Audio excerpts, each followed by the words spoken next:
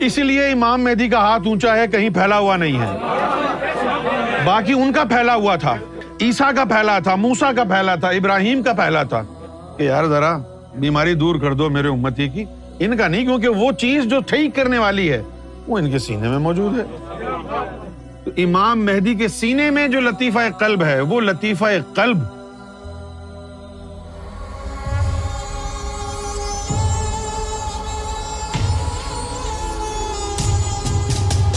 پھر عرضی ارواح کے علاوہ امام مہدی علیہ الصلوۃ والسلام جو ہے وہ ایسی جگہ سے تشریف لائے ہیں کہ جہاں نہ عرضی ارواح ہوتی ہیں اور نہ ہی وہاں پر لطائف ہوتے ہیں۔ تو اب امام مہدی کے جسم مبارک میں عرضی ارواح تو ہو گئی نبی پاک صلی اللہ علیہ وسلم کی، تو لطائف کہاں سے آئے ہیں؟ یہ بڑی دلچسپ بات ہے۔ وہ دلچسپ کیوں ہے؟ دلچسپ اس لیے ہے کہ یہ جتنے بھی مرسلین گزرے ہیں، آدم صفی اللہ، ابراہیم خلیل اللہ، موسیٰ کلیم اللہ، عیسیٰ روح اللہ، محمد رسول اللہ، یہ آپس میں انہوں نے اپنی باطنی نالج کو شیئر کیا ہے۔ اچھا، اب آ گئے امام مہدی علیہ الصلوۃ والسلام۔ بھائی جب سب سے بڑی فضیلت حضور کے ذریعے اتر گئی، اب امام مہدی نے کیوں آنا ہے؟ پانچوں لطیفوں کا علم آ گیا نیچے، قرآن شریف آ گیا نیچے، تم خود ہی آپس میں وہ پڑھتے پڑھاتے رہو ایک دوسرے کو، دوبارہ فضیلت حاصل کر لو، بن جاؤ۔ امام مہدی کو جو صدیوں سے انتظار امام مہدی کا ہو رہا ہے، کیوں ہو رہا ہے؟ کیا آپ اس لیے امام مہدی کا انتظار کر رہے ہیں کہ وہ آپ کو وہ حدیثیں سنائیں گے، آ کے قرآن شریف آپ کو سنائیں گے؟ ابے خود پڑھ لو۔ امام مہدی کا انتظار کیوں کر رہے ہو قرآن شریف پڑھنے کے لیے؟ خود پڑھ لو، روزے رکھنے خود رکھ لو۔ اتنا انتظار امام مہدی کا کیوں ہے؟ سب سے افضل ترین امت تو بنا دیا گیا ہے تم کو، اب تمہیں امام مہدی کا انتظار کیوں ہے؟ اور اگر وہ آئیں گے تو کچھ تو لے کے آئیں گے، خالی ہاتھ تو نہیں آئیں گے، کیونکہ خالی ہاتھ آنا بیکار ہے۔ علامہ اقبال کو تھوڑا بہت جو ہے وہ شک ہوا، کیونکہ اگر آدمی سوچے غور کرے تو اس کو کچھ نہ کچھ تو اندازہ ہوتا ہے۔ علامہ اقبال نے یہ کہا کہ دنیا کو ہے اس مہدی برحق کی ضرورت، ہو جس کی نظر زلزلائے عالم افکار، کہ جس کی نظر سے یہ تمام دین مذہب والے، قرآن، انجیل، بائبل، توریت، زبور پڑھنے والے، ان سب کے کلاموں میں زلزلہ آ جائے، او ایک ہی ہو گیا، او ایک ہی ہو، زلزلہ آ جائے۔ ہاں جی، ایسی کوئی بات آ کر کے کہہ دیں وہ کہ ابھی جو کہہ رہے تھے جی میں افضل ہوں، میں افضل ہوں، میں افضل ہوں، یہ سب کہیں جی یہ کیا ہوا، یہ کون آ گیا؟ سب کی فضیلت ماند پڑ جائے۔ دنیا کو ہے اس مہدی برحق کی ضرورت، ہو جس کی نظر زلزلائے عالم افکار۔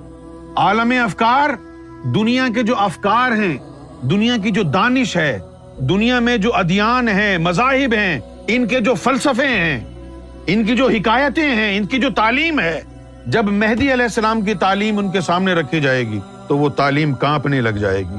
یہ کون سی عظمت والی بات آ گئی ہے؟ یہ کیسی نیاری تعلیم آ گئی ہے؟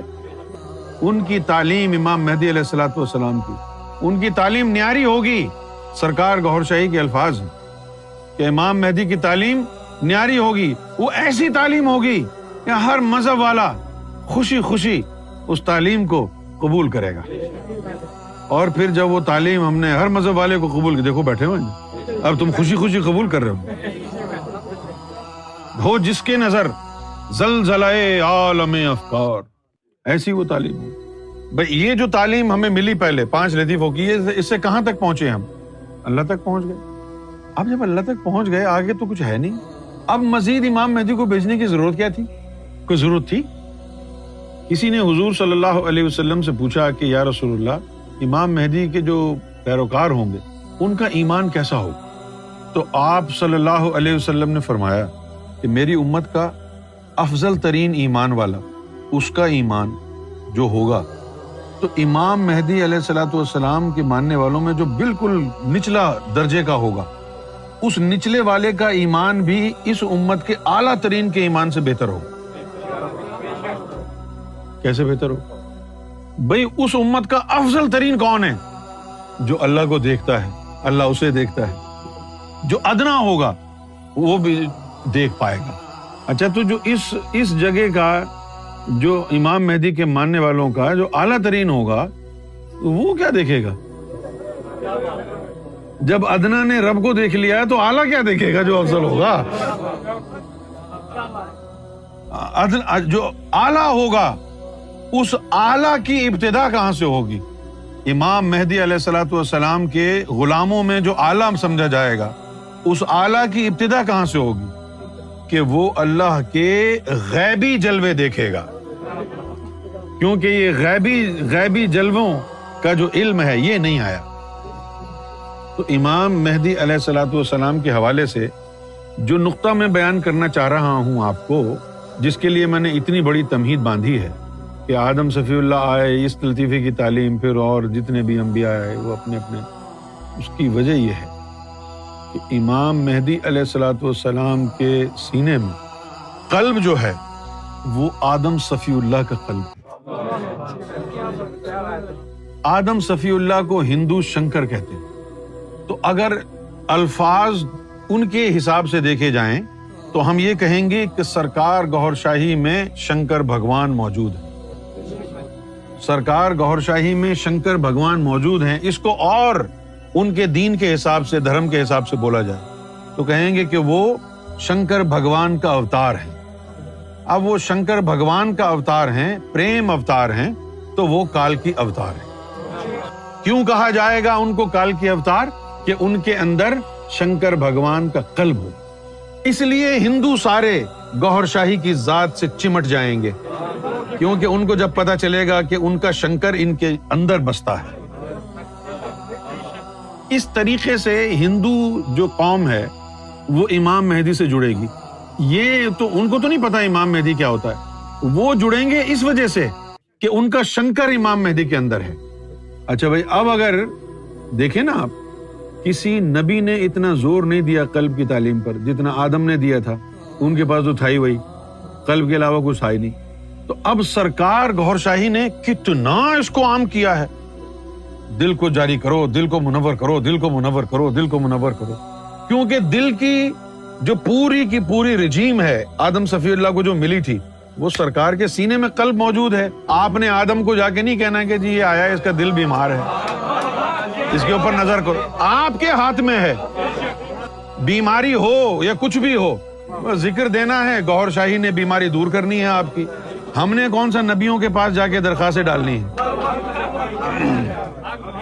اسی لیے امام مہدی کا ہاتھ اونچا ہے، کہیں پھیلا ہوا نہیں ہے۔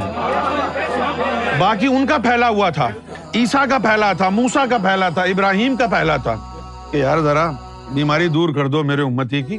ان کا نہیں، کیونکہ وہ چیز جو ٹھیک کرنے والی ہے وہ ان کے سینے میں موجود ہے۔ تو امام مہدی کے سینے میں جو لطیفہ قلب ہے وہ لطیفہ قلب آدم صفی اللہ کا، اور امام مہدی کے سینے میں جو لطیفہ اخفا ہے وہ محمد رسول اللہ کا۔ اب جو حضور صلی اللہ علیہ وسلم فرمایا کرتے تھے کہ امام مہدی ہو بہو میری طرح ہوں گے، اور ایک حدیث ایسی بھی آئی ہے، کسی نے پوچھا کہ یا رسول اللہ کیا وہ آپ ہی کی طرح بات بھی کیا کریں گے؟ تو حضور نے فرمایا ہم میری طرح ہی بولیں گے۔